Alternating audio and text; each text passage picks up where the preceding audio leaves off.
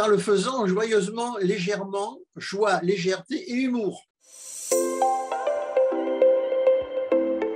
Parole à un internaute, un jeune homme de 17 ans. Il a préparé une série de questions qu'il aimerait te poser. La première question, c'est: faut-il exploiter tous ses talents pour gagner de l'argent? C'est une très bonne question. Je ne pense pas qu'il faut exploiter tous ses talents pour gagner de l'argent. Mon conseil, c'est de dire, voilà, l'argent, il est neutre par lui-même. Certains en gagnent beaucoup et la majorité n'en gagne pas assez. Or, argent, c'est les gens qui ont l'art de gagner. C'est dans le mot argent, art. Bon. Mais aussi, l'anagramme parfait, c'est rageant. Donc, attention, je rentre dans un monde difficile où mon caractère, ma personnalité va me permettre de gagner beaucoup d'argent ou de ne pas en gagner beaucoup. Alors, quels sont les filtres pour empêcher de gagner beaucoup d'argent? Le salariat, l'artisanat, le commerce, le côté artistique. 90% des artistes ne gagnent pas bien leur vie. Peintres, sculpteurs, etc.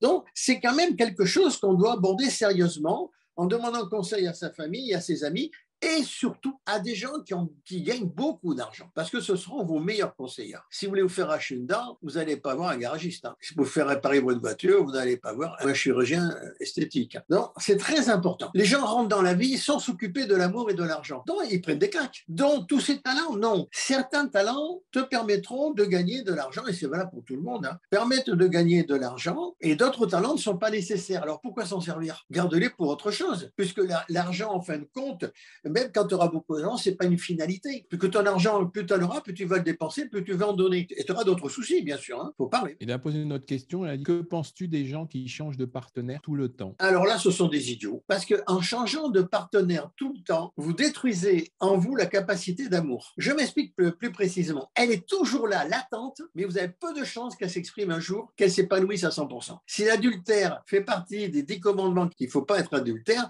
c'est qu'il y a quand même des raisons. C'est le problème des femmes qui sont obligées de donner leur corps, plus que les hommes en fait. Parce que si elles sortent avec un garçon, elles savent très bien que le gars il veut coucher avec.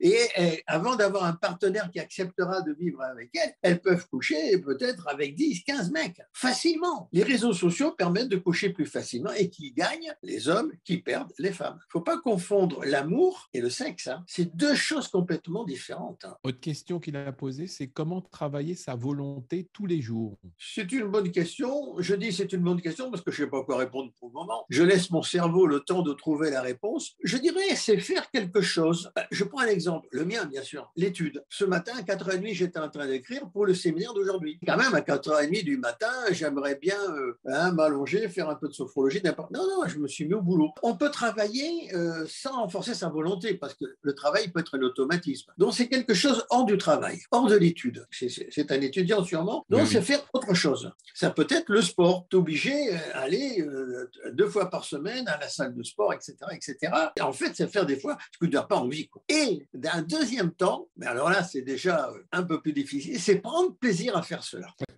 Ben, ça tombe très bien, puisque une de ces questions, c'est: comment s'amuser en faisant quelque chose qui nous ennuie? C'est en le faisant joyeusement, légèrement, joie, légèreté et humour. Tu peux très bien te dire, je suis vraiment un idiot, le roi des crétins, de faire ce que je n'ai pas envie de faire. Ce que je dis me fait sourire, autant je passe la vie avec sourire. Voilà, très bon truc. C'est ce que je fais quand je me levais pendant, je sais pas moi, pendant 30 ans, je me suis levé à 3h du matin. Vous vous rendez compte ce que c'est pendant 30 ans? À 3h du matin, travailler, dormir que 4 heures par nuit pour travailler sérieux. Mais je me disais, mais je suis idiot, mais je le fais quand même. Et à force de me dire ça, et je me suis retrouvé passionné par l'étude. Et là, je me suis rendu compte avec étonnement que quand j'étais content de le faire, Dieu qui avait toujours été là était plus présent. Et il participait avec moi à l'étude. Il participe toujours d'ailleurs. Et paf, qui me sort de nouvelles idées. Comme pour Pâques, là, je me suis dit, j'ai qu'à pas encore faire une Pâques où je vais parler du Christ, etc. Mais 34 ans que j'en parle. Et paf, il m'a donné une idée. Voilà. À un moment, tu prendras plaisir à faire ce que tu fais si tu mets ça de joie, légèreté, humour, et tu rencontreras Dieu qui t'aidera. Expérience personnelle. Comment peut-on faire le bien à l'échelle mondiale?